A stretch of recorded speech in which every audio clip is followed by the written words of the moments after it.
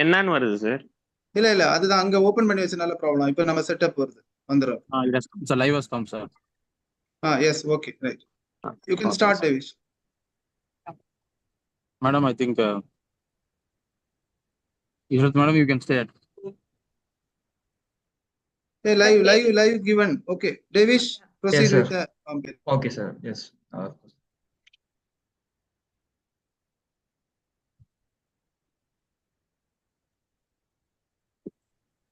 Sir, shall we start? Yes. Yes, Yes, madam.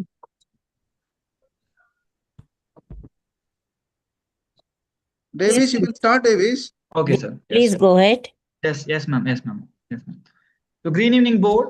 I'm IGEN Davis representing IGEN NCF Clubs as a head coordinator presenting here. Success doesn't come for what you do occasionally. It comes from what you do consistently.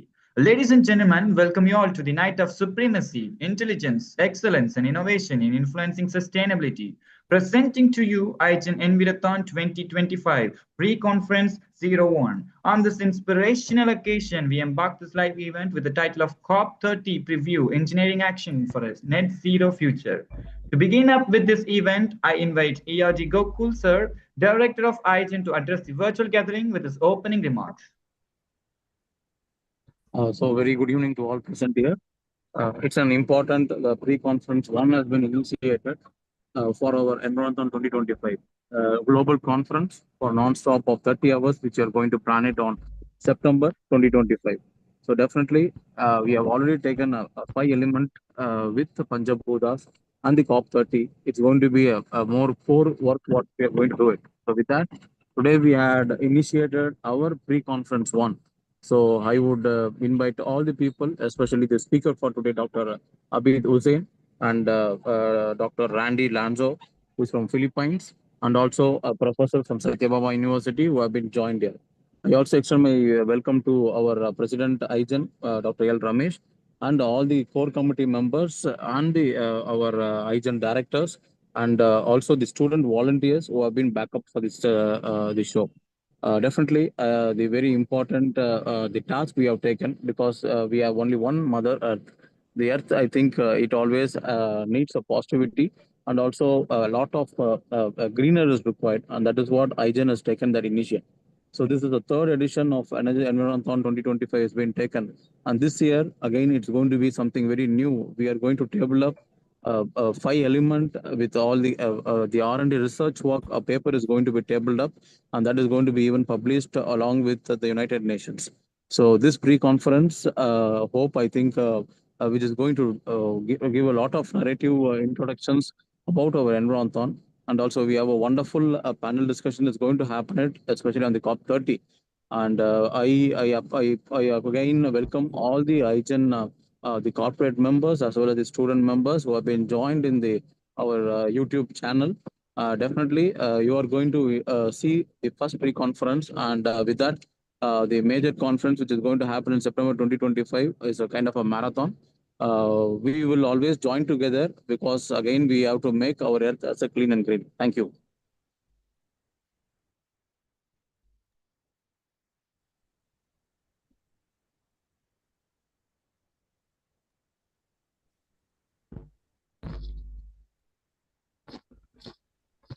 Thank you, Gokul sir, for that opening remarks. Now I request Manimala madam to go ahead with the welcome address.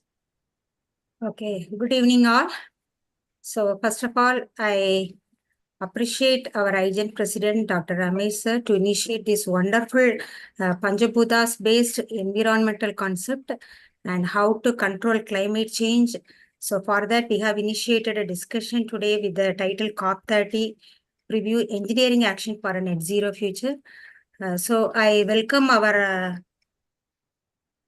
head, our Ishrat ma'am, then other panel heads for water, earth, air, and other space like fire. And today we are starting with a panel discussion, and I extend a warm welcome to our panel speakers, Professor Abid Hussain, Professor Randy Lonanso, Professor Sardar Maran. So today we are going to initiate a new history.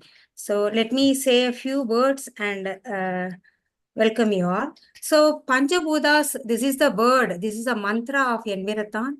And Panchabhutas, we see all the Panchabhutas outside. Actually, all the Panchabhutas are within ourselves. Example, earth, it's related to our patience and tolerance. Water is related to purity and compassion within us. Then fire related to our anger. Air related to our speech or breathe. And space related to the vastness of the mind. So let us remember, if we control the Panchabhutas within us, and then automatically we can do some contribution to the Panchabhutas. So when everyone is spending this time with their family or friends, engaging their good time with the earth, with some natural background or like that, we all are here to discuss an important topic: how to produce net zero. Okay, so it's really good initiative. So we all are looking for a great cause. So let us all keep our minds pure and let us invoke the Panchabhutas within us.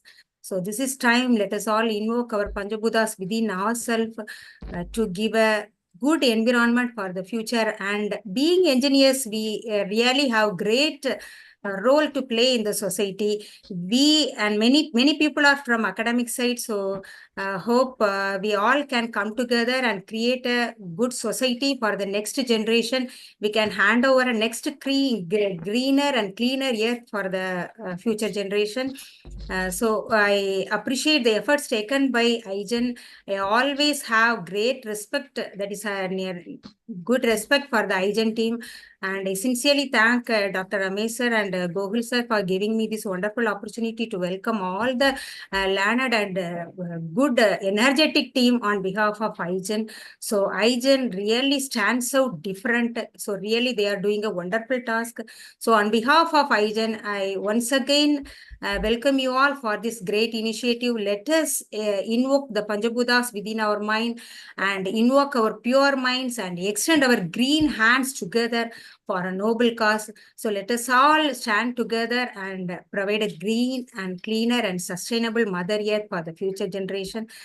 Thank you all for the great opportunity. So let us start the event.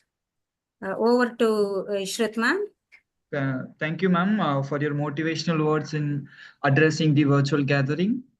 So as we move on to the continuation of this event, I would like to invite our organizing secretary of IGEN Environthon 2025 in the making of IGEN Environthon 2025. Over to Dr. Ishrat Miramasana.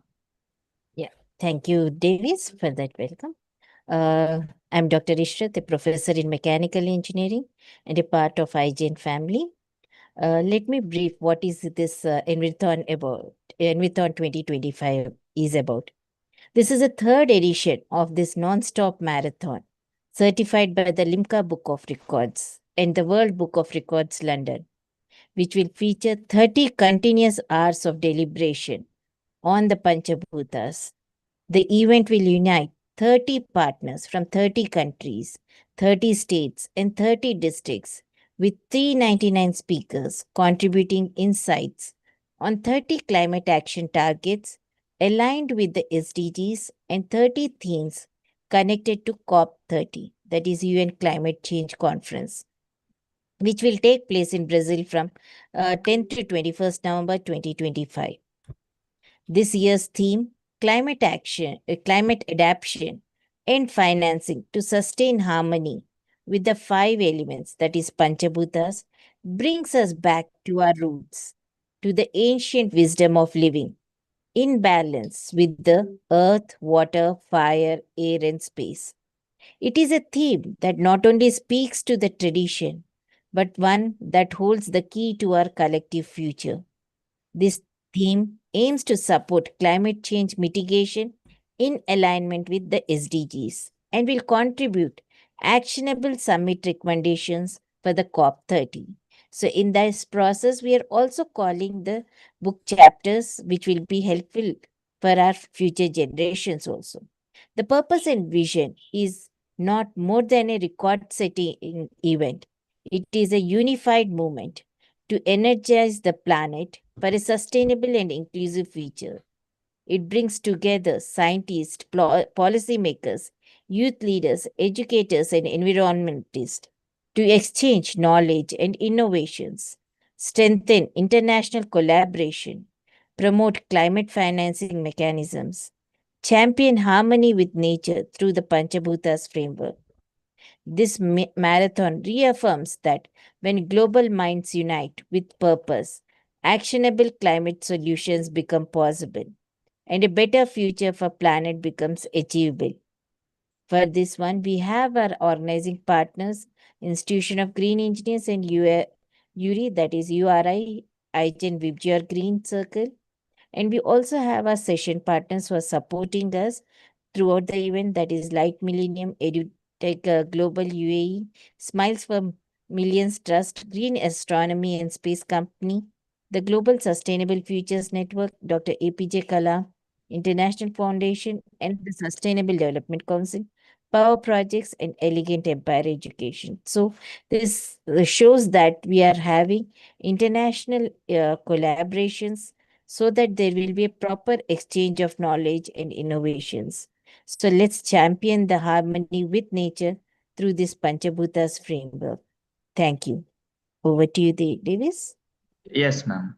Thank you so much, Ishrat Mira Mirsana, ma'am, for the deliberated explanation of IGEN Environthon 2025. So, ladies and gentlemen, as we come to the continuation of this event, it's my pleasure and privilege to invite our cluster head and managing editor of the IGEN Environthon 2025, Dr. E. Kavita, to introduce about the call for papers of IGEN Environthon 2025. Thank you, David. Am I audible? Yes, ma'am. Yes, ma'am.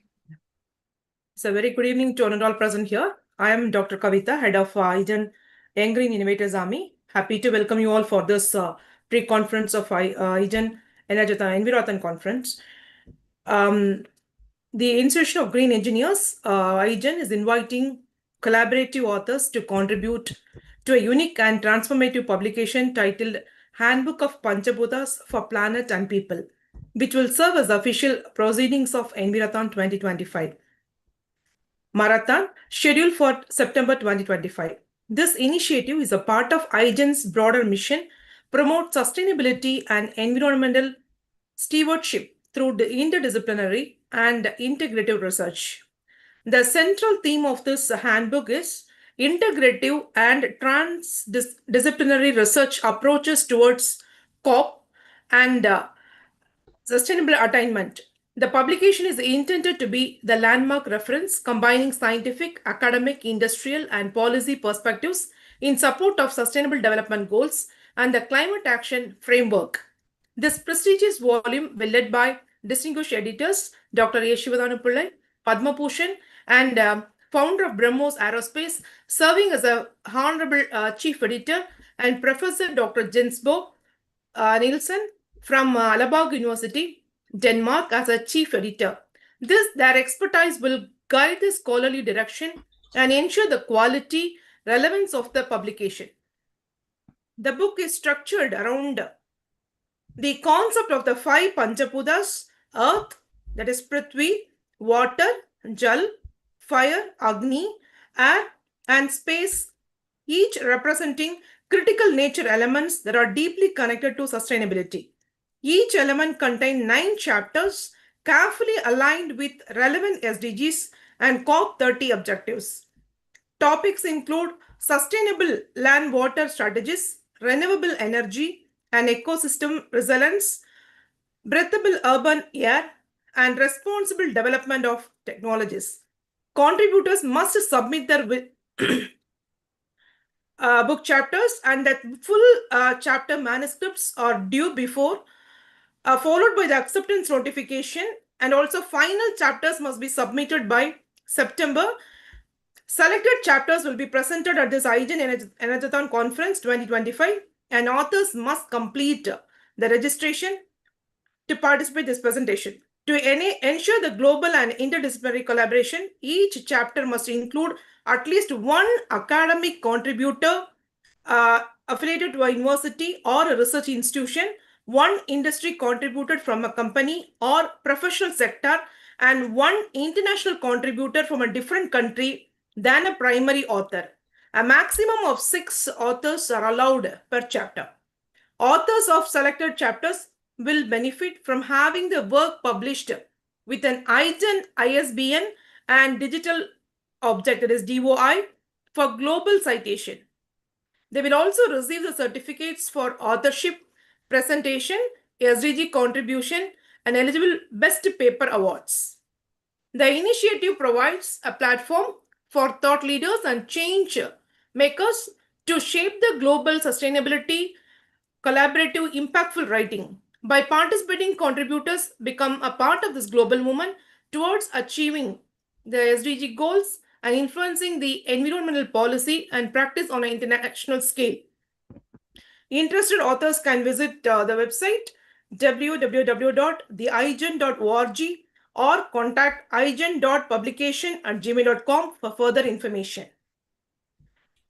This is more than just a publication opportunity. It is a collective call to action to contribute solutions for sustainable, resilient future for both planet and the people.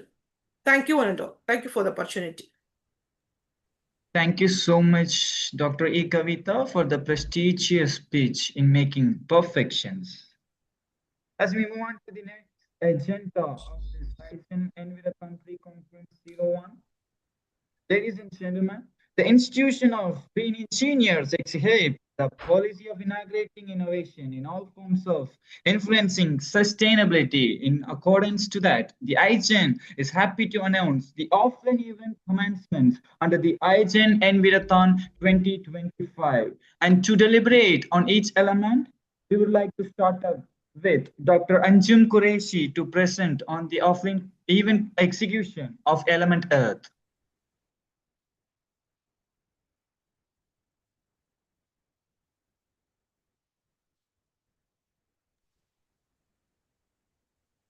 And to present upon Element Water, may I please invite Dr. K. Manimala, Element Head of Element Water. Thank you, Davis. So our team, Water, consists of our team headed by Ishrat Mira ma'am, the organizing team, Preeta George ma'am from MGR University, Dr. Kavita ma'am, and then especially the water element consists of 3 members, myself, Dr. K. Manimala, Associate Professor from Anna University, then Dr. S. Sangeeta, Assistant Professor from Anna University, then Dr. Bhuvaneshwari from Dr. MGR Research Institute. Then the main team member, I wish to say it is Davis, our student coordinator. And Davis, I want to know who is our respective student coordinating committee member. I think Shankar, am I right? Shankar or Yes, ma'am, Shankar. Shankar. Okay, so let me thank the student volunteers who are supporting our water event. Each and every instant, I used to think, we are getting tired of this event because we are missing some family events because of this Saturday's function. But with the energy given by Environthon, we will move on to Environthon, and then with the environmental concern, we are moving again to Environthon. Like that, our team is running. So this time our water team wants to make our engineers innovate. So first of all, we want to create an awareness. For that, we are having a competition called how a river will speak if it is really having the capability to speak. Because we are all treating rivers as mothers, but are we treating the rivers really like mothers? That's the thing. So if a river talks, what it will say to us, what it will talk to the human in the earth. So that's our first contest, a river talks. So this will be like a video contest. So our students can create awareness to the public regarding why and how we can save our rivers so that we can save our Mother Earth. Then our second contest is actually Smart Water AI Challenge. That is, here we are encouraging our students to create some sample AI tools, because artificial intelligence now rules the world. So we have to use artificial intelligence technology to protect our Mother Earth. So we are here to encourage our especially computer science and IT engineers to innovate something new technologies, because the earth develops, we have to focus on some innovation to keep the sustainability of our Mother Earth. So an AI tool innovation or app mockups for water leak detection, smart irrigation, or real-time water quality alert. So we are planning this contest to design AI tools. Then the third contest, it's mainly focuses on school students, because school students are the school students should know much about this environmental awareness. They should think about the climate control and everything. So we are planning to give some awareness as well as some sort of encouragement to the school students to design posters. For this, we are planning on contest called as Safe Water and Hygiene Poster Competition. So students can design awareness posters for safe drinking water, sanitation, and climate risk. So how innovation can be done in this area also. So this is our agenda. So hope our team guided by Dr. Ishrat ma'am, and with the support of our IGEN president and IGEN Environthon president Dr. Gokul sir, and with the support of our team members Dr. Sangeeta, Dr. Bhuvaneshwari, and student coordinator Davis and Shankar, will be able to do a good show in this Environthon. So thank you all for giving this opportunity. Thank you so much. Over Thank to you so Davis. much, ma'am, for that deliberated explanation on element water. Board, can we please put your hands together in welcoming our element head for element air, Dr. B. Tanuja, to take over the session. So very good evening to all. Am I audible? Yes, ma'am. Yes. So very good evening, and I am very proud to introduce our dynamic team leading the air element segment of the competitions, the innovation and dedications. Dr. Shiba, she is leading the team that is competition. She is leading, and she is from Sri Saram Engineering College, and she is having the vision and impactful strategies. These politicians she is having. And right now, we have identified the two students, Adish from Chicago University and Anjali from Sri Saram Engineering College. They're having a very good background of conducting various events. So this is about our team, and coming to the air element. So Panchaputa's concept, the air is nothing but volume. So it's a movement of breath and life force. So talking about the air, nowadays we are facing so many problems like pollutions and impact the environment. So in this aspect, we have taken this air element in for IGEN Environthon. So here we wish to like to conduct three major competitions. So the debate, which will be a vital significant to know about what are the major impacts in air pollutions, and also we would like to conduct quiz programs and rides. So this is about the theme descriptions, and I thank here Dr. Rameshwar for giving me the opportunity to bring the air element, and also our all element team members. Thank you.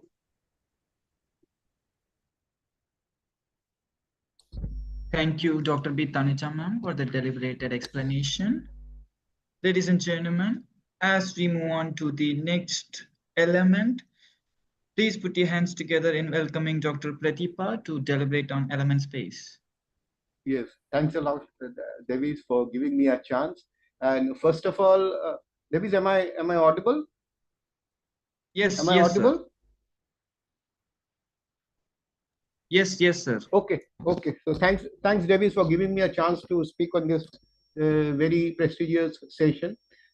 Before I start, I want to thank Ramesh sir and Gokul sir for giving us the opportunity to coordinate and organize.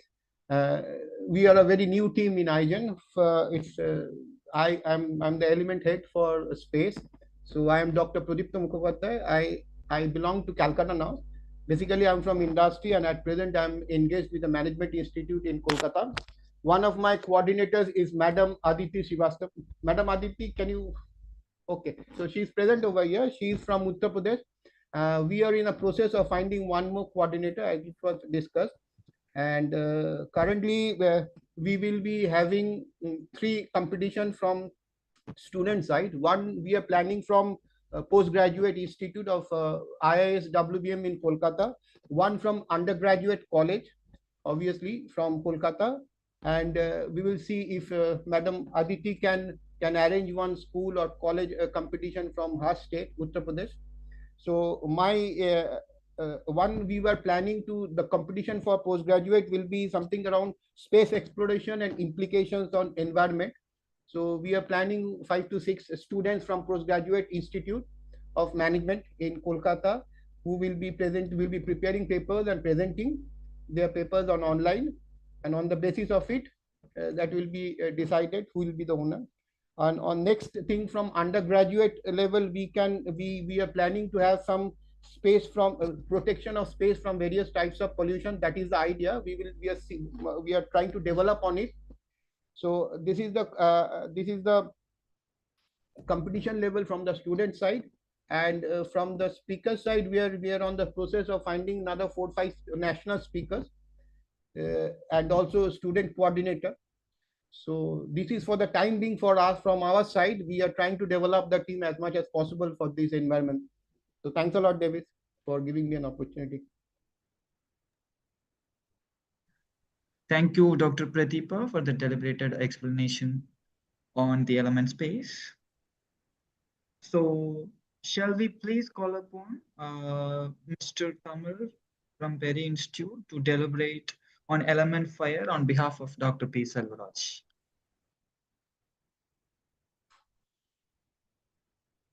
So very good evening to all. Myself, Tamil Mudan, Assistant Technology, and here I am coordinate with Professor Shreya ma'am, and also our head coordinator,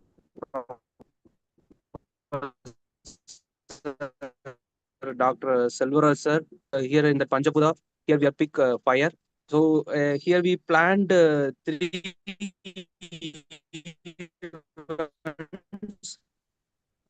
so first one innovation hack. So which is the main objective of the event is clean and decentralization.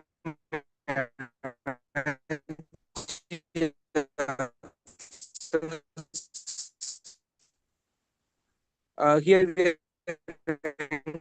encourage the circular economy into resource and improve the energy hook, environmental engineering, renewable are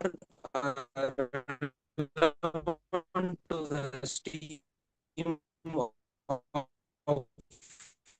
field of any green industry case studies challenge, energy audits, solar waste heat recovery, eco design of products,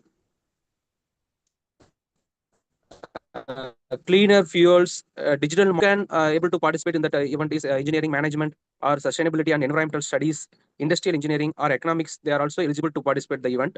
The main objective of this is challenges and opportunities in industrial decarbonizations and explore how policy, technology and business models can enable green transition, encourage problem solving for real world industries, especially small ones that lack access to innovations. And third one is 0 in 120. Here 120 is considered as in minutes, that is 2 minutes. Video challenge for carbon free energy. So the eligibility of the participant of this event is open to all college students, any discipline like engineering, media and communication, environmental studies, social sciences. So why we looking forward to media and communication mean? Now I am going to explain.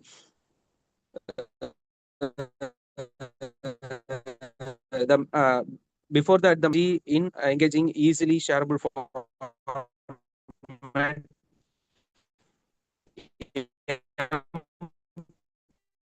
our youth voices in the climate action to make technical issues. Here we are looking as like storytelling or climate action dialogue. Yes, sir. So regarding that, we will confirm our.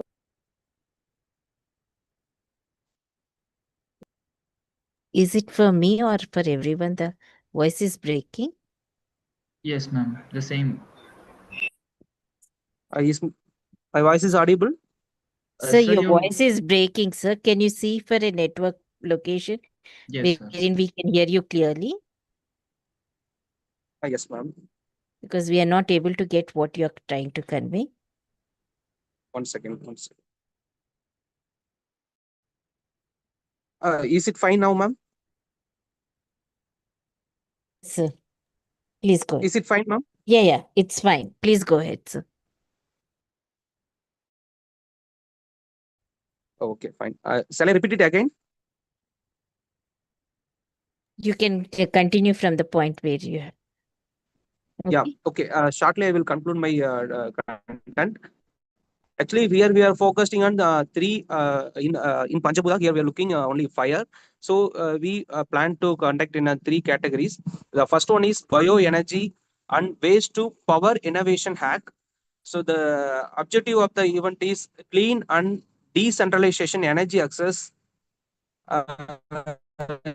Here we are encouraging the circular economy underdeveloped areas. The students' eligibility criteria for this theme is agriculture engineering, environmental science, renewable energy, are relevant to any stream of fields. They can able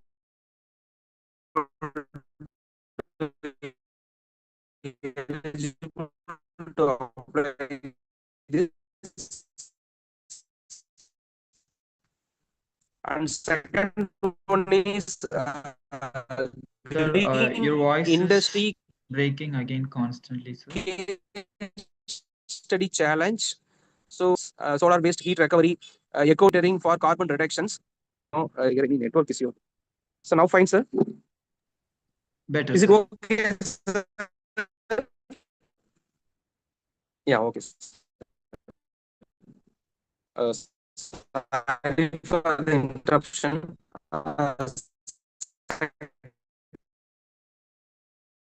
Second one is green industry case study challenge. And the third one is 0 in 120. That means 2-minute video challenge for carbon free energy. So here we are conduct an visual storytelling. It will be an innovative thinking for students to. And next one is climate action dialogue. Forward to attend the media and attend these events. This is our plan, sir. Thank you, sir, for that deliberation information about your elements, sir. We feel sorry for the inconvenience in the network, sir. Okay, thank you. Ladies and gentlemen, now I take the session forward to our element head of Earth, Dr. Anjum Qureshi. Over to you, ma'am.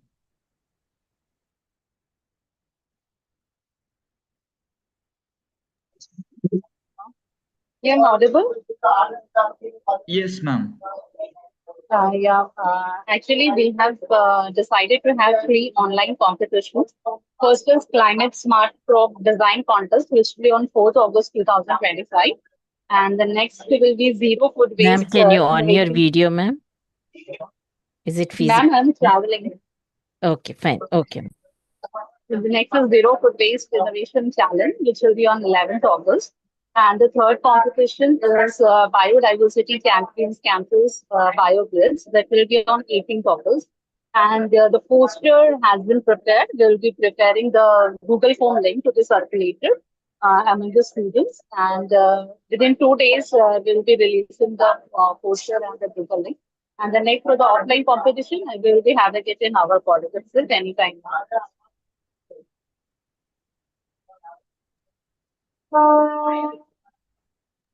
Thank you, Dr. Anjum Qureshi, ma'am, for that deliberated explanation about elementals. I extend my sincere thanks to all the element heads for their deliberated information. So, ladies and gentlemen, as we move on to the next agenda of this green evening, the visualization of COP30 is omnipresent in all our advertising. And so I would like to call upon our organizing secretary of IGEN Environthon 2025, Dr. S. Sangeeta, to present about the history of COP30. Thank you, Davis. So, pleasant evening to one and all present here. So, I'm happy to be part of this enriching pre-conference session. So, the Conference of Parties, that is COP, under UN Framework Convention on Climate Change, is an annual summit where the world leaders, scientists, and negotiators gather to address one of the most pressing challenges of your time, that is the climate change. So now COP30 is particularly most significant, and though the actual event is scheduled for November 2025 in Belém, Brazil, its historical journey begins much earlier.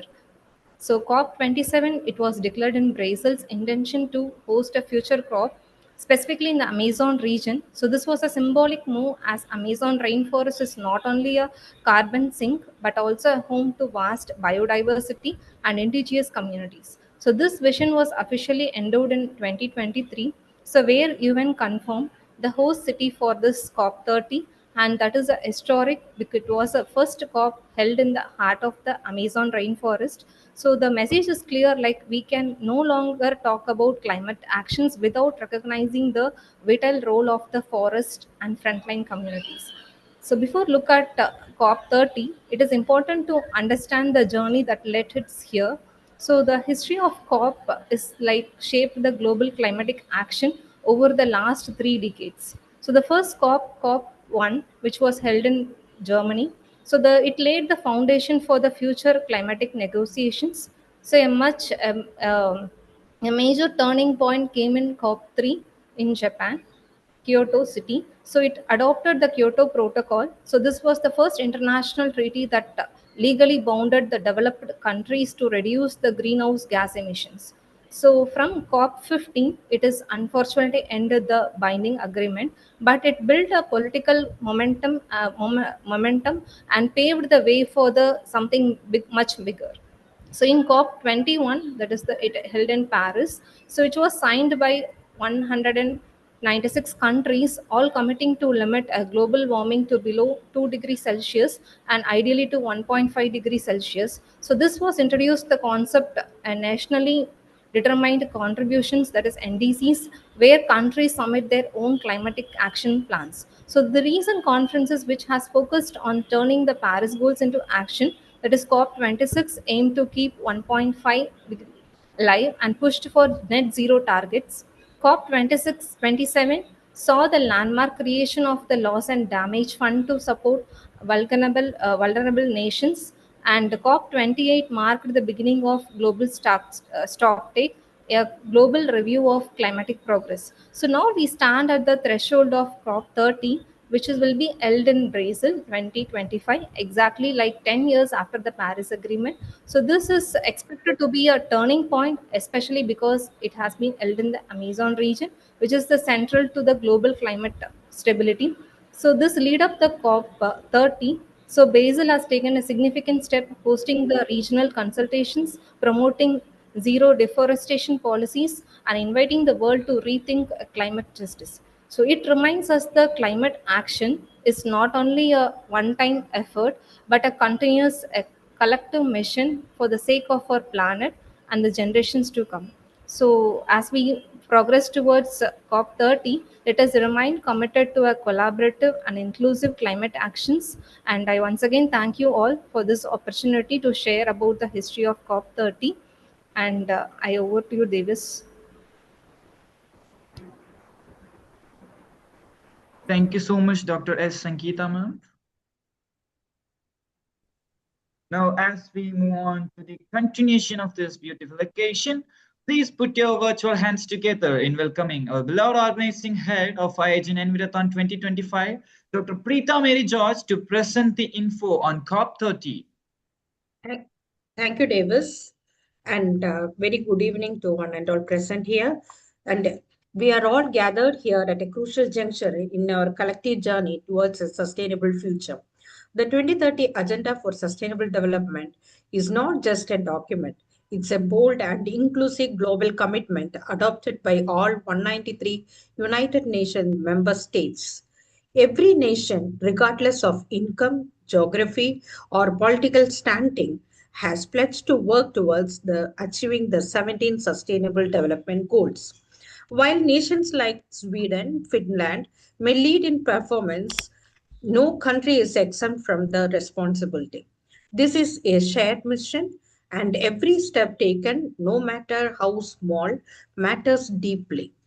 As we move forward, guided by the five foundational pillars of people, planet, prosperity, peace, and partnership, we approach one of the most critical climate events of this decade, COP30. The 30th Conference of the Parties, or COP30, will convene in Brazil in November 2025.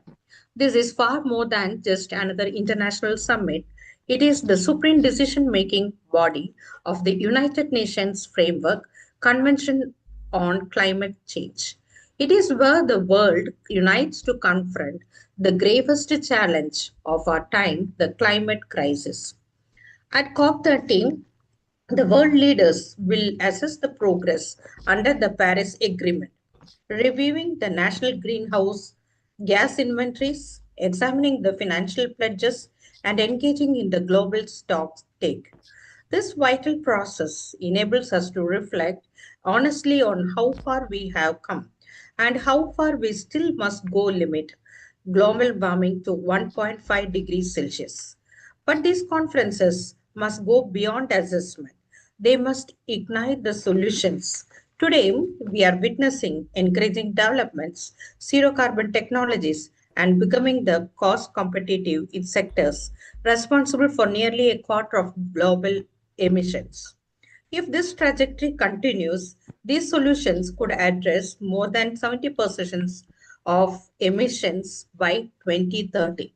This is a beacon of hope, but it requires urgency, investment, and unwavering ambition. One of the most pressing topic at COP30 will be the climate finance, especially for the developing world. These nations, often the least responsible for the emissions, they need access to funding, technology, and support to adapt, build resilience, and grow sustainably. Justice in climate action must be more than a principle, it must be a practice. As we look ahead to COP13, let us remember that climate action is not the job of the government alone. Cities, regions, industries, institutions, communities, and individuals like each one of us all have a part to play.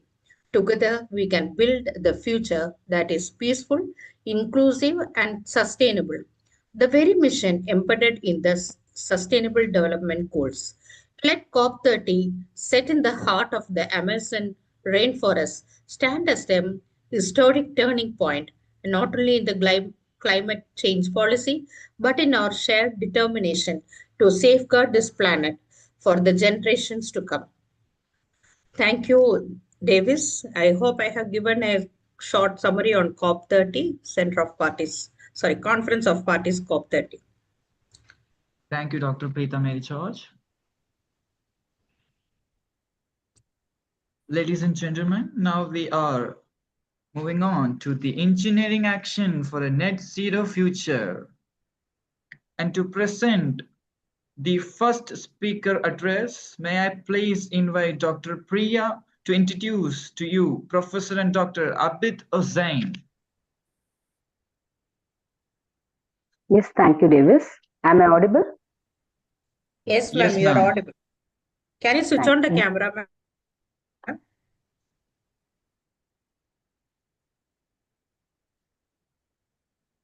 Good evening to everyone present here. It gives me an immense pleasure and honor to introduce the esteemed panel speaker for today's event, Dr. Abid Hussain. He is currently working as a professor in a School of Computer Application and Technology and Dean of Research and Higher Studies at Career Point University, Kota, Rajasthan, India. He is also a honorary adjunct faculty in School of Computing at Marian Abacha American University, Nigeria. He is also working as a postdoctoral fellowship at Department of Creative Technologies and Product Design, National Taipei University of Business, Taiwan. He received PhD and MCA in Computer Application. He is the chairperson of IPR Cell and Vice President of IIC Council at Career University, Kota. He is having 17 plus of teaching experience in higher education. His research including a computer science, shows cloud computing, AI/ML, network security, open source technology, web designing, and cybersecurity law. He is also a research supervisor in computer science and technology at Kayapant University. He has awarded 5 PhD scholars under his supervision. He has published more than 30 plus research papers in reputed journals, say IEEE, MDPI, and InterScience. He is also working as a reviewer and technical program committee member for various national and international conferences. He has worked as a session chair and keynote speaker in various international conferences. He has published 7 patents on latest technologies in computer science. He has published 4 author books for computer science and technology. His 2 edited books have been published by CRC Press, Taylor and Francis Group, USA. He is also working as an external examiner for PhD evaluation. He is an active member in most of the professional bodies, say IAENG, CSTA, IASTA also. We are truly privileged to have someone of such stature with us today. Hello, am I audible? Yes, yes, sir. Sir, we have one more speaker, and I just request you to hold on, and we will introduce the other speaker also. Okay, then we okay, can come back, sir. Fine, ma'am, fine. Thank you, Davis? Dr. Priya, for introducing our beloved speaker. To introduce our next speaker, may I please invite Dr. Anjum Qureshi to invite our esteemed speaker for the evening, Randy P. Lanaso. Yeah, I will speak next. Just give me 2 minutes. I will speak. Sorry, ma'am, we couldn't make out. Davis, can you introduce the second speaker? Just give me 2 minutes. I will just come on. Just give me 2 minutes. Let introduce the third speaker. Just give me 2 minutes.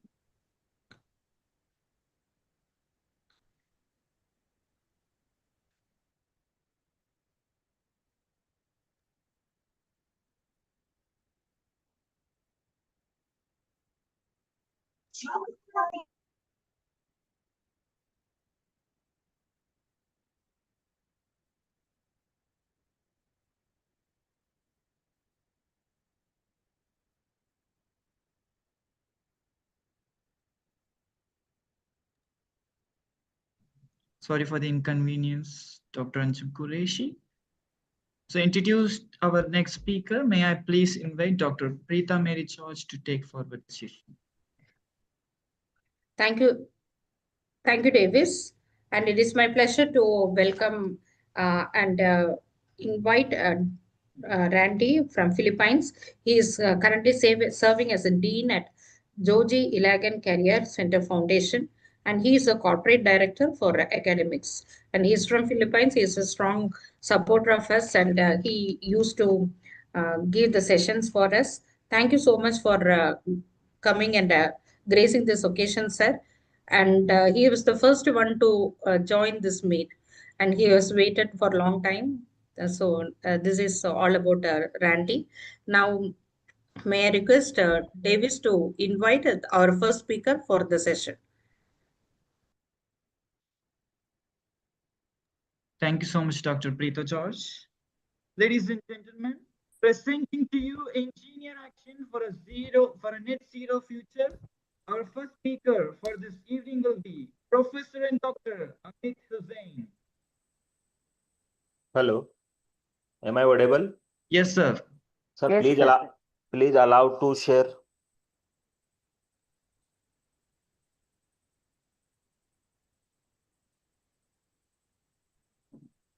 Can I share my PPT now?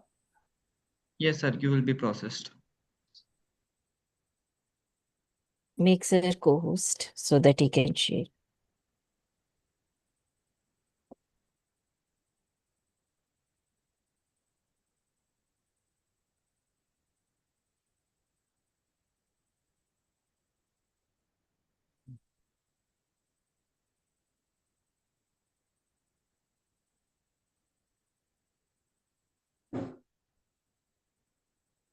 Unable to share, ma'am.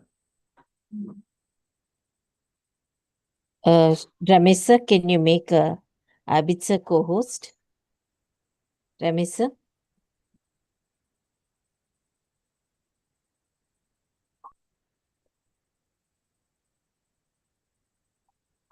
Davis, can Yes, you ma'am. We are Ramesh sir? processing, ma'am.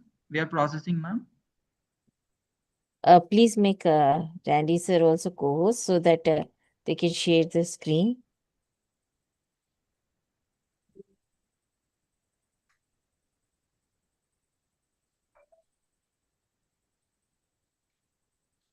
Yeah. Davis, please go ahead and make sir co-host. Okay, Yeah. thank you. Please mute Pradeep Over to you, sir. also. Yes, please.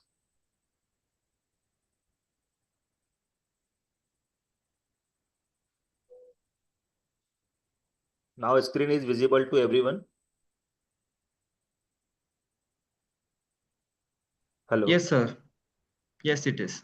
Okay. Yes, sir. So, okay, ma'am. First of all, very good evening to one and all present here in the prestigious event of this pre-conference COP30 initiative by the IGEN, the Institution of the Green Engineers. And again, I would like to express my sincere gratitude to Priya ma'am and also all the committee member of the IGEN conference for inviting me on such great event. So, we will start with the agenda points. We will discuss about the introduction about the climate challenges. So first of all, my topic of this particular session is based on the AI powered adaptation, building climate resilient and sustainability development. So moving on the next part, here is a agenda point. We will discuss about the variety of the techniques related to the AI model. What will be happen when we are using the AI for the purpose of climate resilience and how the AI support climate adaptation. We will discuss about the AI powered model and what are the major challenges in AI powered adaptation.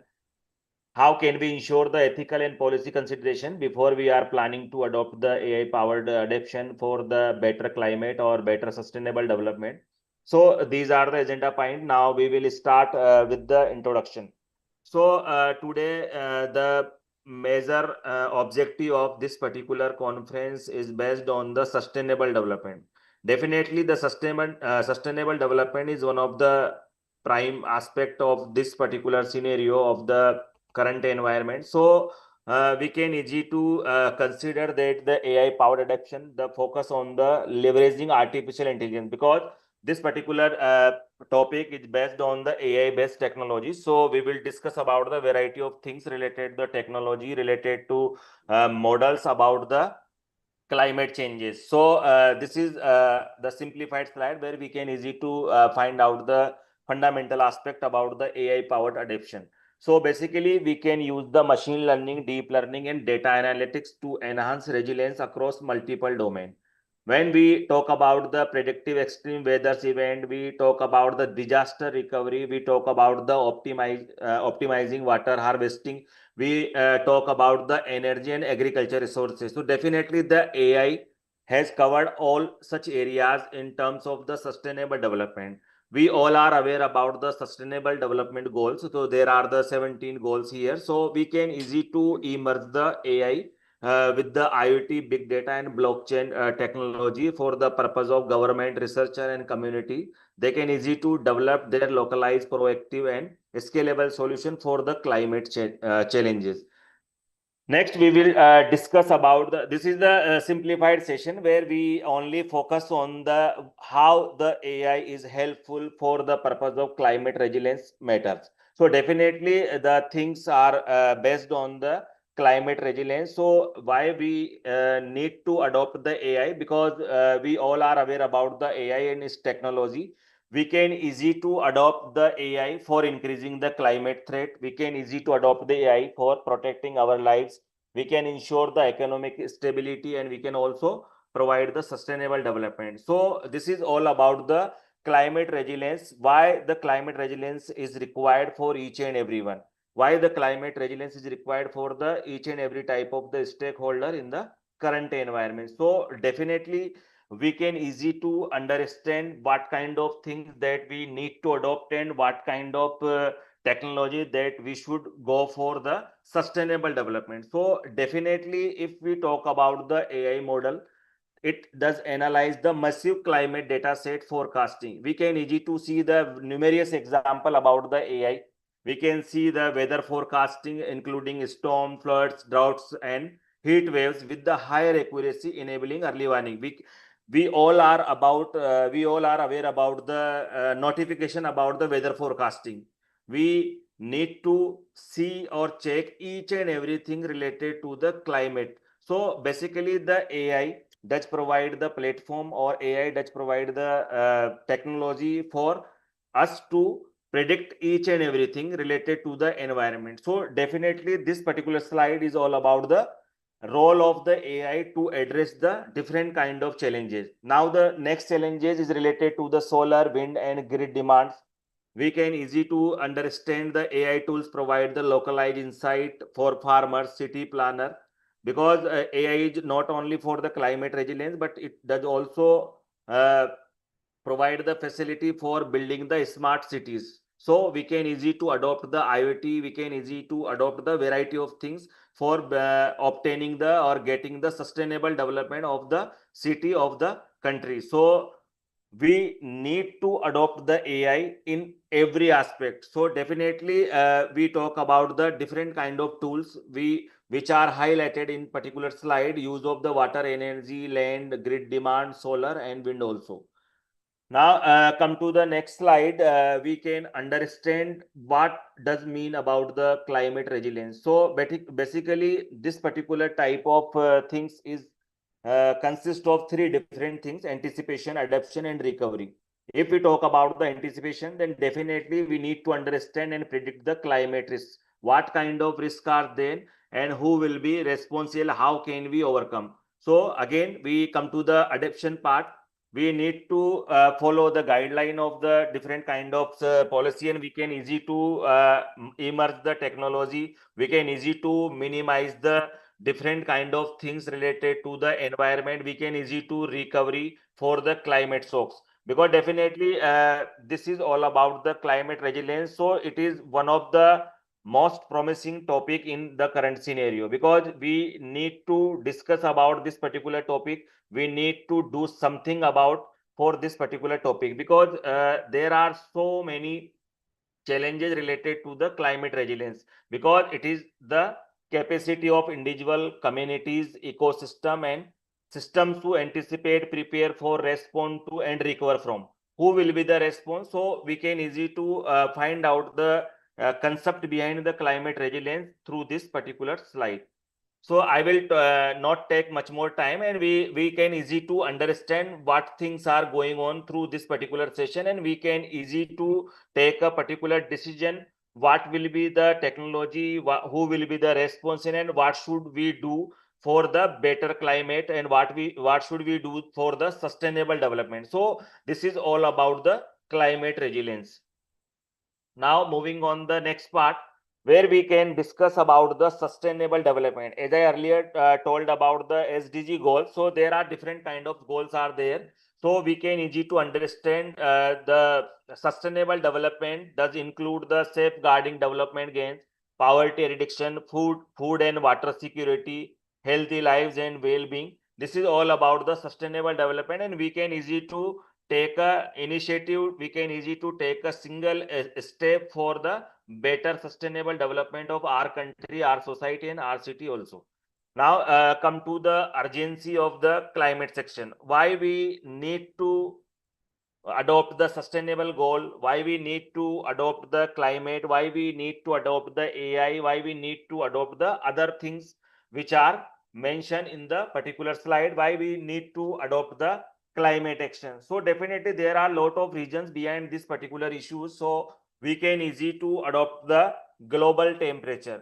It means we already aware about the temperature of the earth. We can also see the different kind of news about the severe disaster. We can see the news about the threat to food and water security. We can see the news about the impact on vulnerable communities. We can see the news about the global economic. So these are the some particular requirement. These are the some issues why we need to adopt the climate resilience. So these are the issue when each and every person should consider the climate resilience for better sustainable development. So these are the variety of the roles of the climate resilience. We can easy to predict weather event. We can enhance the climate modeling. We can easy to optimize the resource management. We can also predict and manage the disaster risk. We can also support the renewable energy. So the climate resilience is not only for the water, not only for the environment. These are the things where we can easy to continue with the climate resilience. We can easy to adopt the all such kind of things for the better sustainable development. So basically the major component of the climate resilience is the predictive and prospective capabilities. So we can easy to understand the predictive capabilities are extreme weather forecasting, climate modeling, risk assessment, vulnerable regions and population. When we talk about the prospective capabilities, then definitely we can easy to optimize the decision making, sustainable resources management and scenario planning in terms of the AI in climate resilience. So the question is that how AI support climate adaptation. We have already discussed about the AI and its uses of the climate resilience through the number of slides. But now the question is that how AI does support the climate adaptation. What should we do for better sustainable development? Again, I would say it is the meaning of the sustainable development. It is the objective of the sustainable development. So definitely AI will be more beneficial tool for making the sustainable development country, for making the sustainable development best city or our society. So definitely these are the major things. Early warning system, I have already discussed in the previous slide. Climate modeling, smart agriculture, urban planning and infrastructure, water and resource management. These are the some specific areas where we can easy to adopt the AI for the climate adoption. So now the motto of this particular session is based on the how the AI meets the requirement of the sustainable development. So we can say that the AI will be more powerful approach for the climate adoption. Now come to the variety of the models which are based on the AI. Again, I would say the data processing, forecast accuracy. We can easy to understand what kind of things are going on related to the weather forecasting. So definitely you can easy to apply the AI based model for the weather forecasting, for the localized prediction and integration with the emerging technologies. Now next one is disaster recovery. This is another useful part for adopting the AI for the sustainable development. If we go with the AI for the sustainable development, then definitely we can easy to enhance the accuracy for the early warning system. We can easy to adopt the such kind of technology, such kind of things, or maybe variety of the technologies are there to enable early warning system, because AI process the satellite weather and sensor data to predict the flood. We can easy to understand before the risk. It means we can easy to plan each and everything before the disaster, before the any kind of the risk. So these are the certain things related to the AI for the disaster risk reduction.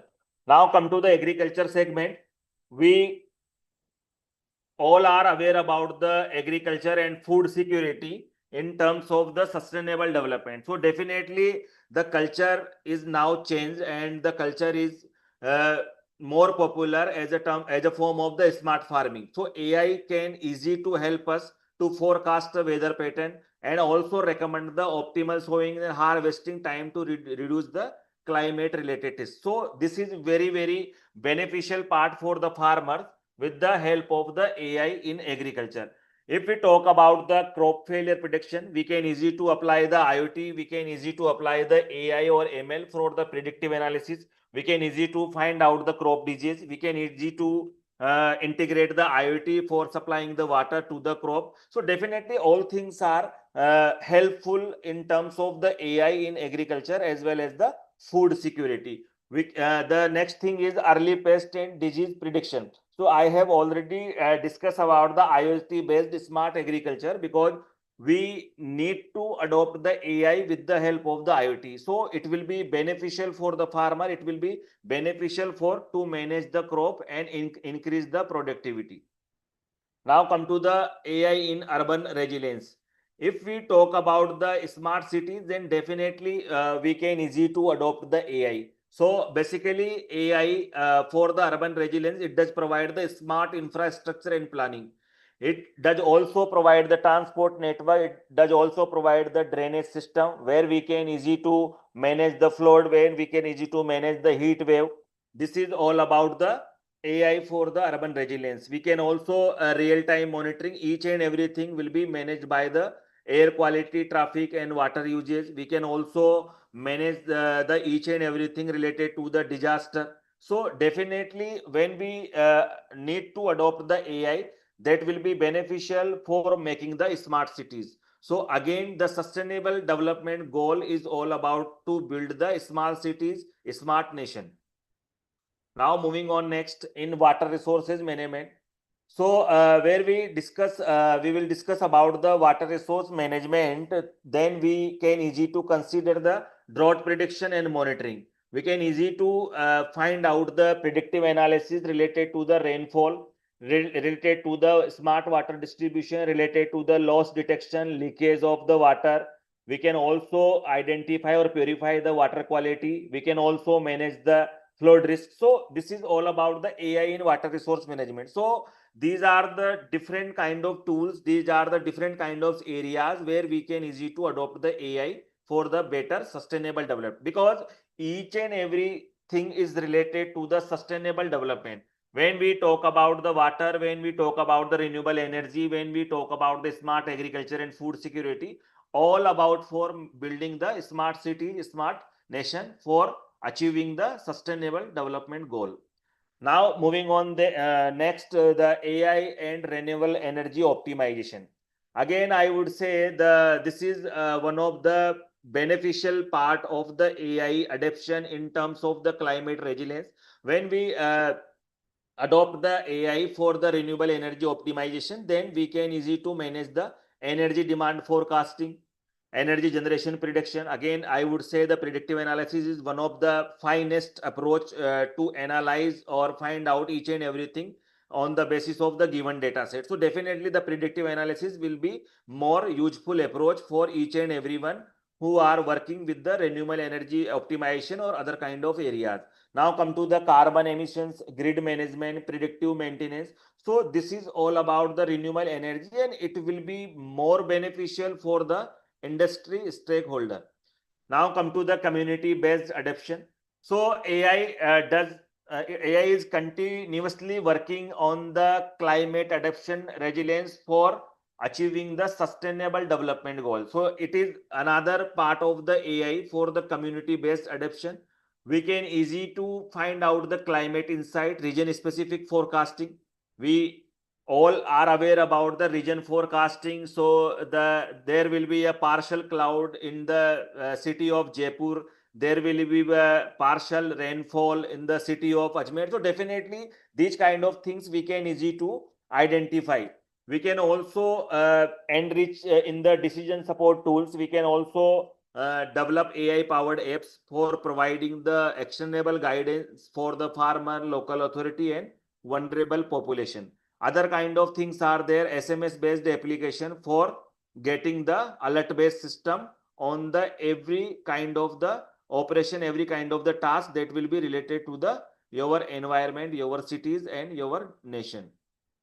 Now come to the next part where we will discuss about the variety of the challenges in terms of the AI powered adoption.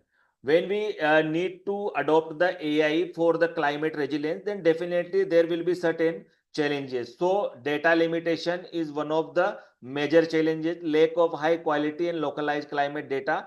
It will not suitable for providing the accuracy of the data. So again, the data limitation is one of the barrier of the AI powered adoption.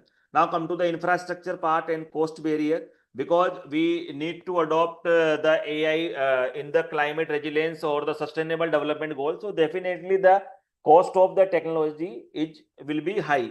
So we should try to minimize it at every cost, and we should minimize it as per the requirement. Now come to the privacy concern, technical complexity, and equity and inclusion gaps. So these are the major challenges while we are trying to adopt the AI powered technologies for the purpose of the climate resilience in terms of the sustainable development.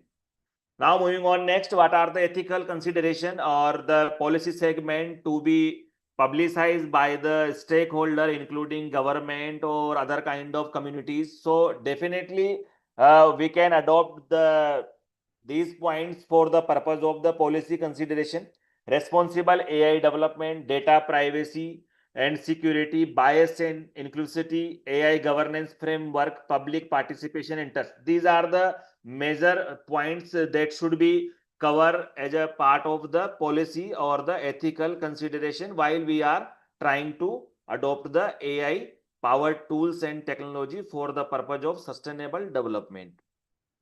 Now coming to next, what will be the future aspects of the AI in climate resilience? I have already discussed in the previous slide when we talk about the smart farming, then definitely AI should be integrated with the help of the IoT. So it will be more beneficial for the purpose of real-time monitoring, including climate, agriculture, and water system. AI powered global climate governance. We can also support the AI international climate negotiation with the data driven scenario. But again, I would say the data set will be more accurate. Without the availability of the data set, we can't take the right decision for the right thing. So definitely these are the future perspective. Then we will go for the adoption of the AI and its associated technology for the sustainable development. Now come to the decentralized and community centric AI plus blockchain for the transparency. We all are aware about the use of the blockchain technology for the financial transaction in terms of the different kind of things, different kind of currency. So these are the future aspects of the AI in climate resilience. Now, what should we do in terms of the collaborative efforts for achieving the sustainable development goal? So definitely these are the things that the government initiative. So this is the initiative done by the institution of the green engineer. So again, such kind of initiative should be taken by the government, should be taken by the international organization, and definitely a specific type of the private sector. Academic and research institution can also participate in the initiative of the sustainable development. They can easy to develop such kind of algorithms and model for climate solution. So in the opening remarks of this particular session, ma'am or sir already discussed about the variety of the elective, variety of the head or variety of the challenges under the this particular initiative. So definitely academic institution and research institution can easy to develop such kind of model that will be helpful for the climate simulation and risk assessment. We can also go with the community engagement, where we can easy to empower the local population with the AI tool, participatory decision making framework. We should try to conduct such kind of workshop, such kind of seminars or such kind of lecture where we can easy to provide the information about the use of the AI, about the sustainable development to each and every stakeholder of the society. Now come to the public private partnership. Definitely we can easy to manage the collaborative funding and co-creation of the AI solution for the large scale climate adoption by the different kind of the program, by the society, by the nation. That will be again beneficial for the building the major society of the sustainable development. So in the conclusion, I would say the AI powered adoption will be more beneficial for each and every stakeholder. While we talk about the industry, we talk about the academics institution, we talk about the banking sector or healthcare sector maybe. So these kind of things are very, very useful to achieve the sustainable development goal, and definitely the AI powered adoption transforms the climate challenges into opportunity.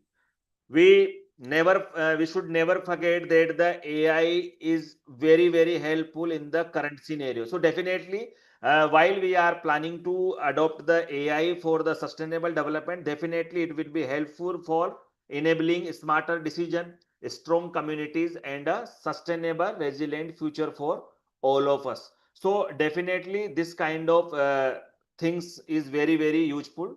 So this is all about from my side, and thank you everyone. Thank you so much, Dr. Abid Hussain, for that lovely presentation, sir. We have a question from the participant side, sir.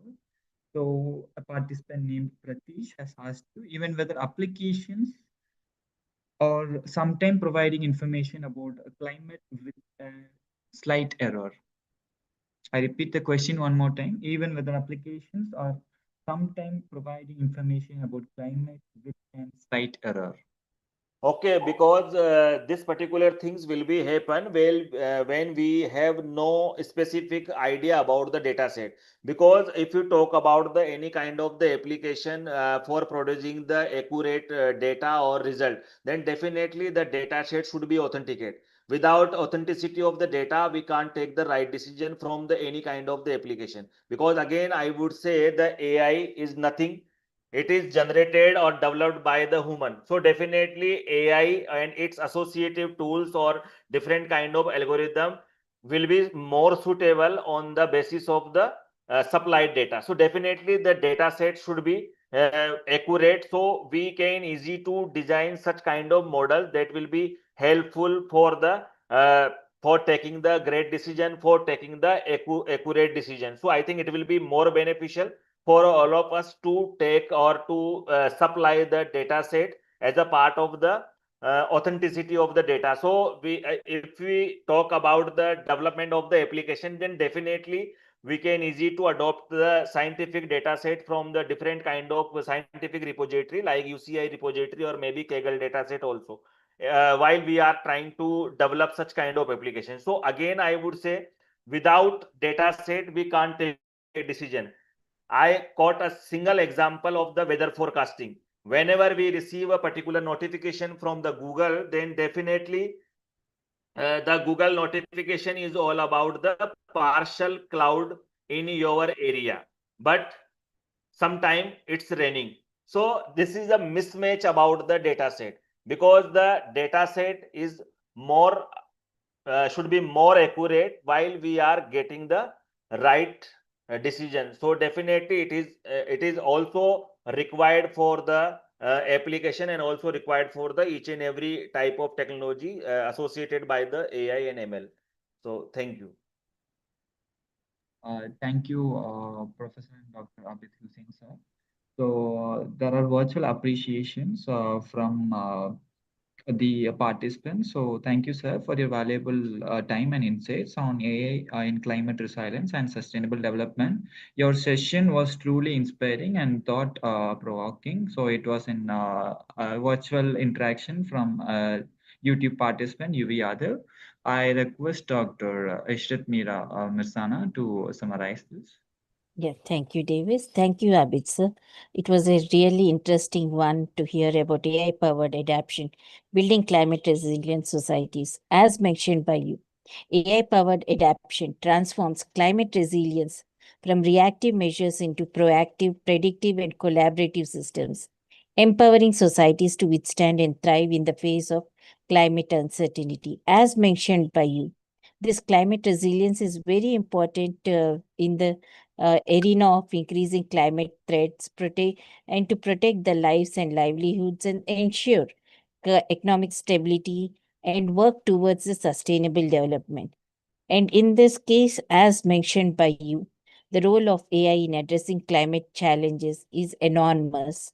And for this one, it is important to understand the risk and vulnerabilities and the adaptive capacity. And you have also explained to us the importance of sustainable development, the role of AI in safeguarding development gains, poverty eradication, food and water security, healthy lives, and well being. It was clearly mentioned the urgency of climate action with the rising global temperatures, frequent and severe disasters, threat to food and water security, impact on vulnerable communities, and global economic and health costs.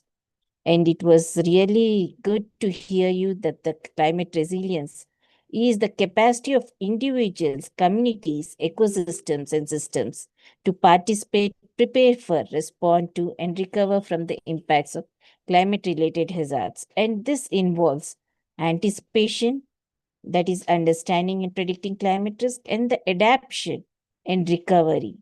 And you have also mentioned what is the role of AI in climate resilience. And with respect to it, how AI supports the climate adaptation by giving the early warning systems, enhanced climate modeling, smart agriculture, urban planning and infrastructure, water and resource management, enhanced.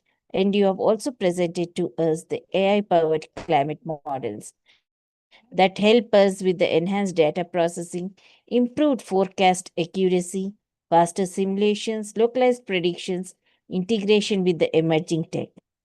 You have made aware to us about the AI for the disaster risk reduction, AI in agriculture and food security, in urban resilience, water resource management, renewable energy optimization, community-based adaptation, and also every coin has two sides. So similarly, you have said like what are the advantages? At the same time, what are the challenges in AI-powered adaptations, especially with the data limitations and infrastructure and cost barriers, ethical and privacy concerns, and all. And when it comes to the ethical and policy consideration, you have said that there should be a responsible AI development, data security, and data privacy and security, and bias and inclusivity. And in this, public participation and trust is more important. And you have made us aware about the future prospects of AI in climate resilience with the integration of AI with IoT, AI-powered global climate governance, predictive modeling, and blockchain for transparency and cross-center sector collaboration. And more importantly, like how we have come together, it's important to have the collaborative efforts with the government initiatives, international organizations, and public-private partnerships. It was really enthralling to hear you. And as said, AI-powered adaptation transforms climate challenges into opportunities, enabling smarter decisions, stronger communities, and a sustainable, resilient future for all. Thank you, sir. Thank you so much for joining us and briefing us about all the aspects. Thank you. Thank you, ma'am. Thank you, ma'am. Thank you, sir. Thank you, Dr. Abid Hussain, and thank you, Dr. Ishrat Mira Mirsana, for the lovely summarizing.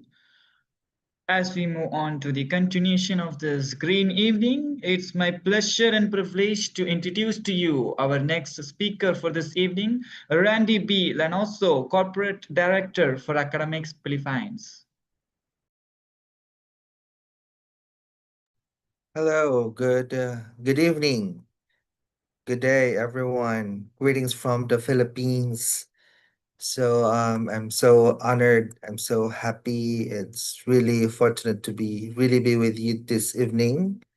So let me share my screen.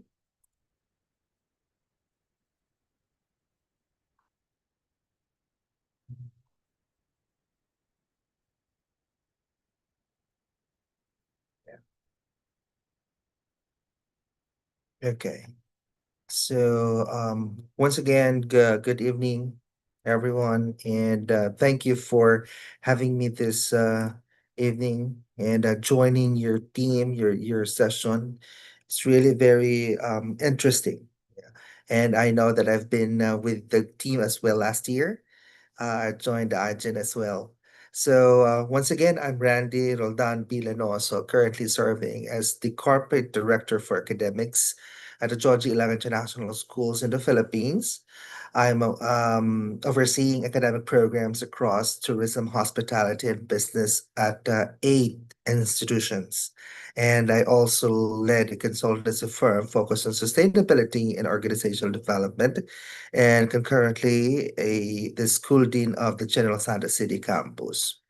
Although my background or academic background is in hotel and restaurant industry, business management, and a doctorate degree in management. And at the same time, I'm currently pursuing my law degree. I've always been passionate about sustainable development in its integration in education, workforce training, and policy. So I've been in the opportunity to work on research and community projects that address renewable energy use, sustainability practices, and green innovation, particularly in tourism and education sectors. So today, my topic is all about renewable energy transition. And it may sound technical, but it is deeply connected to our work as educators, because the shift to cleaner energy sources is not just a matter of engineering or infrastructure. It's about the mindset, it's about the policy, and it's about future readiness. That begins in our classrooms, our communities, and how we shape the next generation.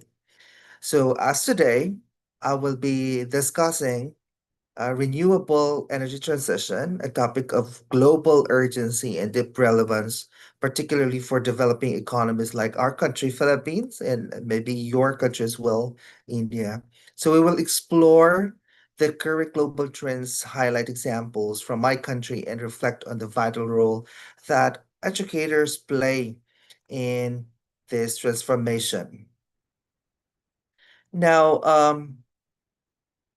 yeah, just let us begin with the basics. So how do we define renewable energy?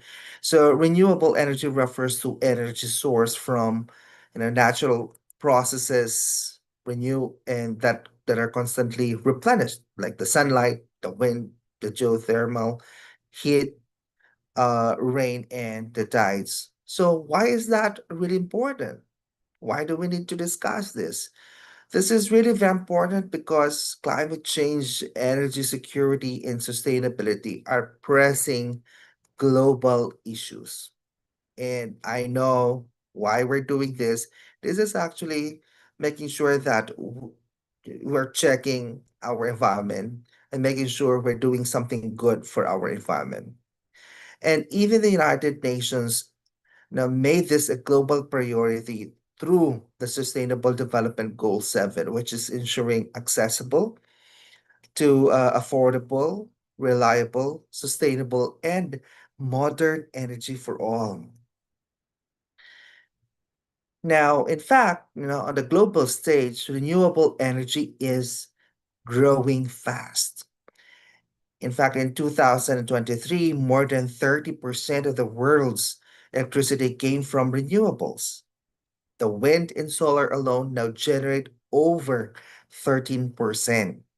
And countries like Iceland and Norway already run almost entirely on renewables or renewable energies to reach almost 100%. Norway has 98 and Costa Rica has 99%. And China is the largest investor in renewable infrastructure, while your country has shown strong leadership with its national solar mission, aiming for 280 gigawatts of solar capacity by 2030. Now, in the Philippines, in the context of my country, in terms of renewable energy status, our government targets a 35% renewable energy share by 2030 and 50% by 2040.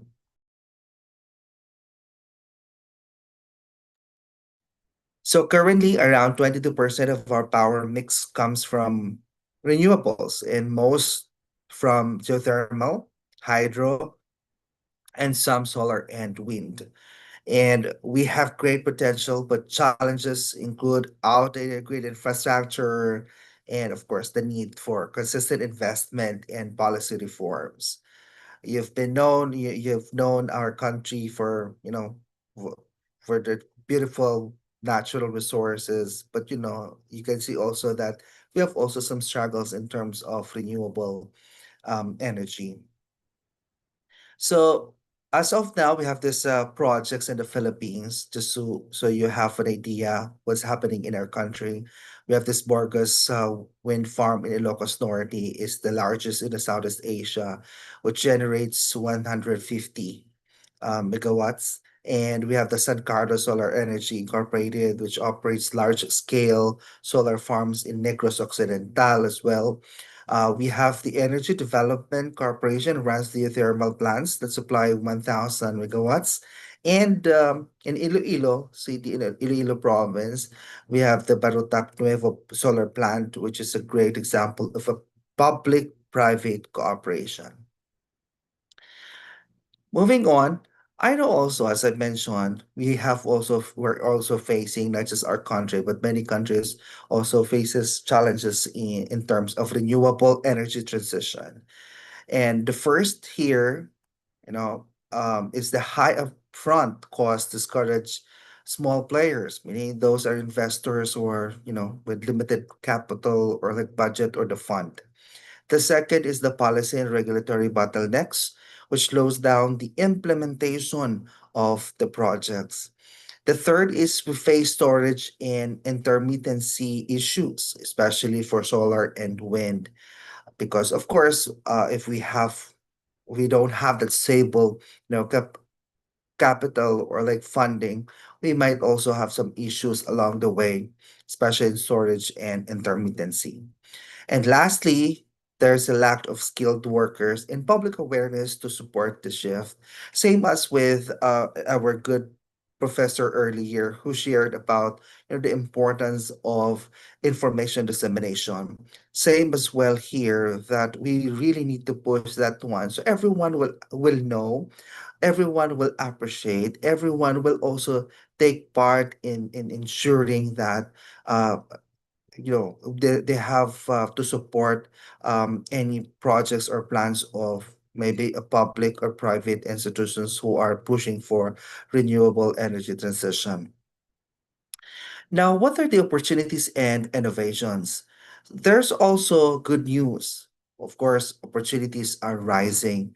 So, number one, of course, the battery storage tech is improving, like, other car companies like Tesla, Powerwall. We have the microgrids also are ideal for island communities like many in the Philippines, which, of course, Philippines composed of more than 7,000 islands and islets. So another point here is the governments and banks are now offering green financing, something that maybe companies in communities and leaders should also be considering this green financing from the banks. And also Asian countries, including India and the Philippines, are cooperating through the Asian or the ASEAN Plan of Action for Energy Cooperation. And this is really very good initiative, and I hope that it will really be pushed and anytime soon, so everyone will take part again to reduce in some issues and concerns about our environment by, of course, using our renewable energies. Now, in terms of the role of educators and institutions, so what can we do? Or what can we as educators do? Well, the answer is a lot. We can do so many things. The first is we must integrate energy literacy and sustainability in our lessons. The second is maybe we can do or encourage students research in renewable energy. And I know many companies, many researchers, many organizations, and especially universities and colleges are doing this. But we have also to ensure that what we are doing in terms of research, we also need to push that one. We have to validate, we have to check, we have to accredit if there's big projects that needs funding and needs support from the government. The third is to support policy advocacy in model sustainable practices. This is also very important because policy has to be imposed, has to be implemented, and not just only put into writing without even, imposing it. Because it's just a waste of time and money if we're just doing, all the regulations and policies or laws without, taking into account or like put that into action. And of course, lastly, is we should build partnerships with local energy providers, NGOs, and government bodies because we cannot just do it on our own. We really need, people. We really need the whole community to work hand in hand and make it possible. So, in conclusion, the transition to renewable energy is no longer optional. It is essential. This is really very important. It affects our environment, our economy, and our future generations. The Philippines and the India, as emerging economies, are the heart of the Southeast Asia's renewable future. So let us embrace this transformation, not just in a policy, but in practice, education, and community action. So, again, a collective effort from the government, industries, and educators is really crucial. And this transition should be in a pathway to energy security, economic growth, and climate action. So with that, maraming salamat. Thank you so much. Once again, this is Randy Roldan and also from the Philippines. Thank you.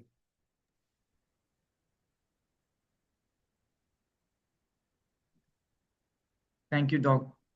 Thank you, Randy Lenaso, sir. A lot of virtual supports from the audience for your lovable presentation. I would like to call upon Dr. Ishrit Meera to summarize this. Ishit ma'am, shall I? Yes, ma'am. Preeta ma'am. Yes, yes, ma'am.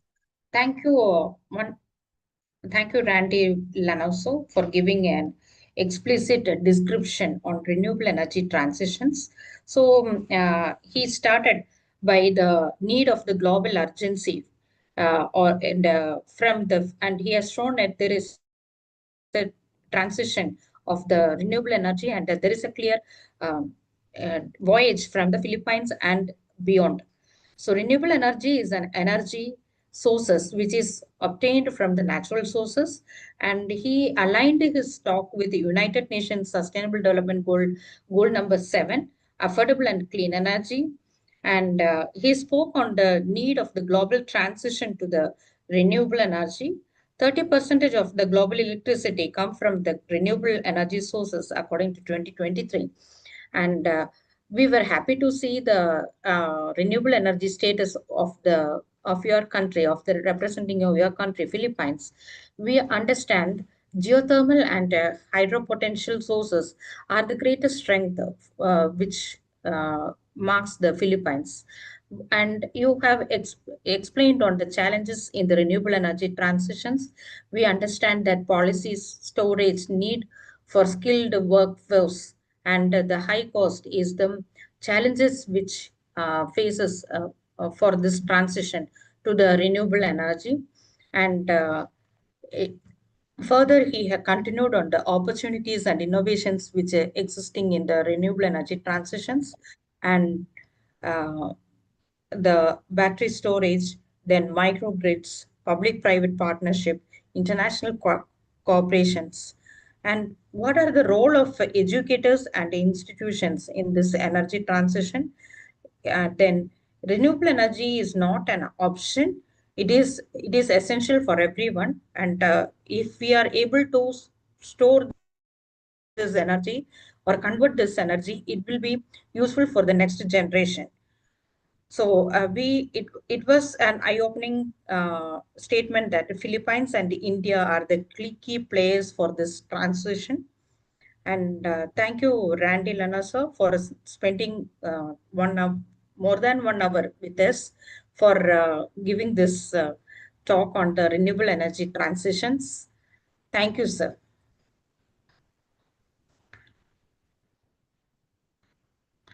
Davis, do we have any questions from our side? Yes, ma'am. From YouTube, there was only one question, and it was deliberated by Dr. Abid Hussain. Shall we call for a panel insight discussion, or shall we end it with a vote of thanks? Any more questions from YouTube? No, ma'am. We have not received any questions. Yeah, then we can go ahead with the vote of thanks. So, ladies and gentlemen, as we come to the conclusion of this wonderful evening, it's my pleasure and privilege to present the vote of thanks. So, on behalf of the Institution of Green Engineers, I take this opportunity to express our heartfelt gratitude to all the dignitaries, speakers, and participants who made this evening session truly inspiring and meaningful. First and foremost, we express our sincere thanks to Dr. Al Ramesh, President of IGEN, for his constant guidance, leadership, and support in making this event possible. We also thank our ERD Gokul, Director of IGEN, for setting the tone of this session with his opening remarks. A special thanks to Dr. K. Manimala, Element Head for Water, for warm welcome address and her thoughtful presentation on the importance of water. Deeply grateful to Dr. Ishrat Meera Sana, Organizing Secretary, for introducing us to Environthon 2025, giving us a glimpse of the vision behind the initiative. Our sincere thanks to Dr. A. Kavita, Organizing Secretary, for detailing the call for papers and encouraging academic contributions. We also thank all our elemental heads for their valuable virtual address on the offline events and competitions, providing clarity on upcoming engagement. Our appreciation goes to Dr. Anjum Qureshi for highlighting the importance of earth, Mr. Kamal for his insights on the element fire, Dr. B. Tanuja for her reflections on the element of air, Dr. Pratipa for explaining the significance of space. We extend our gratitude to Dr. S. Sangeeta for presenting the history of COP30 and Dr. Preeta Mary George, Organizing Secretary, for explaining the purpose and goals of COP30. And we also expect, and we are now we extend our heartfelt thanks to our panel speakers who made this session more impactful. Professor and Dr. Abid Hussain, introduced by Dr. Priya, who presented the AI-powered adaptation, building climate resilient societies. Mr. Randy B. Lenaso, introduced by Dr. Anjum Qureshi, Dr. Preeta Meritaj, who shared insights on renewable energy transition, promoting the development and deployment of renewable energy. And we also would like to end up with monsoon variability and climate resilience in Indian agriculture. Thank you to each speaker for your invaluable contribution and for sharing your expert knowledge with us. Finally, a warm note of appreciation to every participant, volunteer, and the technical team who worked diligently to make this evening session a success. Let's carry the inspiration and insights gained today into meaningful action. Thank you all and stay sustainable, ladies and gentlemen. Before we go, before we wind up, I cordially invite Dr. Rajeshwari from the Department of Computer Science, Satyabama Institute, to have deliberations on her insights on the topic which is being delivered by the P. Sardar Maran. He is not able to connect with us due to the power failure from his part. So I cordially invite Dr. Rajeshwari to have the stage. Good evening. Thank you, ma'am. Thank you all. Good evening to all. On behalf of Professor Maran sir, I would like to represent his points because technical issue he could not able to attend. He has attended, but he could not continue the meeting, and he has sent me the list of points to convey in the meeting. Can you please allow me to do that, Ishrat ma'am, with your concurrence, shall I, ma'am? Yes, ma'am. Please go ahead. Can you on your video also, ma'am? Yes, ma'am. Thank you. Is that fine, ma'am? Yes, ma'am. please. you. So his topic is monsoon variability and climate resilience in Indian agriculture. Indian agriculture is heavily dependent on the monsoon, with over 60% of farming relying on our rainfall. However, increasing monsoon variability such as delayed onset, uneven distribution, and early withdrawal due to climate change poses serious challenges to crop yields, sowing patterns, and water availability. This has a direct impact on small and marginal farmers, making agriculture more vulnerable to economic shocks. Climate change also accelerates the spread of pests and plant disease. Building resilience requires adopting climate smart crops that are drought and flood tolerant, improving water management through micro irrigation and rainwater harvesting, and integrating technologies like AI, GIS, IoT, and satellite based monitoring.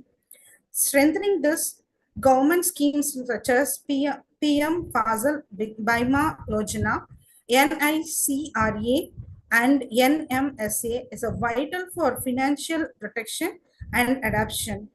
Most importantly, empowering farmers with timely climate advisories, training, and community driven solution is key to ensuring long term sustainability and food security in India. And he concluded with, while monsoon variability poses a significant threat to Indian agriculture, it also presents an opportunity. That opportunity to innovate, adapt, and transform our agri systems to become more sustainable and resilient. It is a collective responsibility of science, policy, and society to ensure that our farmers are not victims of climate change, but champions of climate resilience. So, this is what he conveyed, and thank you for the opportunity. Thank you, madam. Thank you so much for briefing what sir would have presented. And it was heartening to hear that instead of the climate change in this challenge of a climate change, we have to be the farmers have to be the warriors. And for this one, the techniques and technology which we adapt will be definitely helping each and everyone. Thank you so much, ma'am, for briefing it.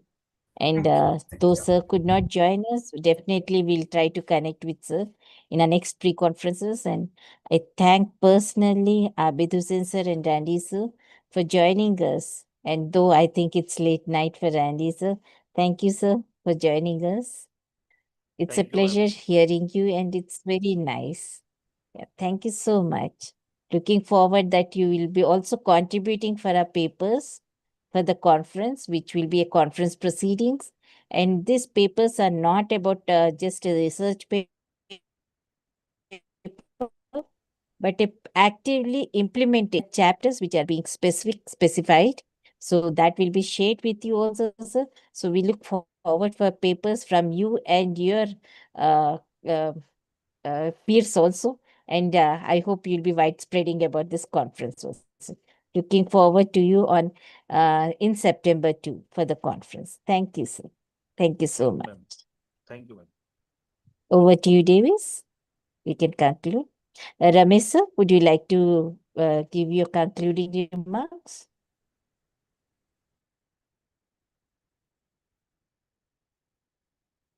Yeah.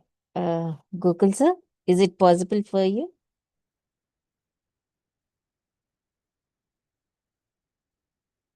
I think Gokul, sir, is also not there.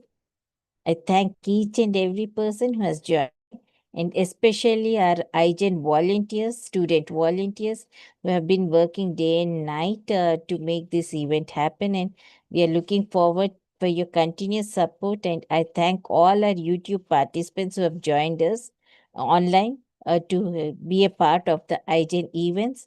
And I thank each and every person who has joined and made this event happen. Thank you so much. Yeah. Preeta ma'am, would you like to add anything? Ma'am, you have given correct conclusion and vote of thanks to everyone. You have thanked every person, to the student volunteers, to our guest speakers, to the persons who introduced our guest speakers, and I personally thank Abid sir and Randy Lanosa sir, who have immediately accepted our invitation, and without expecting, they have come prepared very well for the for our IGEN Environthon 2025. And I request both of you to extend your hands to spread this IGEN Environthon 2025 and to get us more participation and to get us more publication. And the publication is the new add-on feature which we are introducing in this year. Even though we have the Environthon for this is the third year which we are hosting it, and we expect your university, we expect your institution and your students to participate in our events. We have the student online competitions, and we were so happy to get connected with you. And we wish you all the very best. And we again plead your hands to join us for the grand success of IGEN Environthon 2025.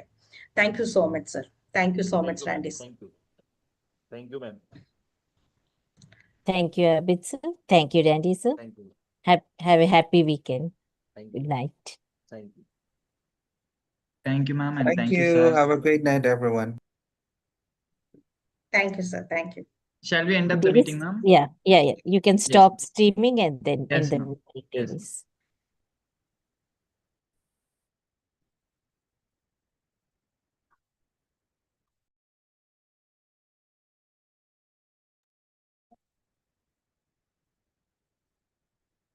Yes, thank you, Abid sir.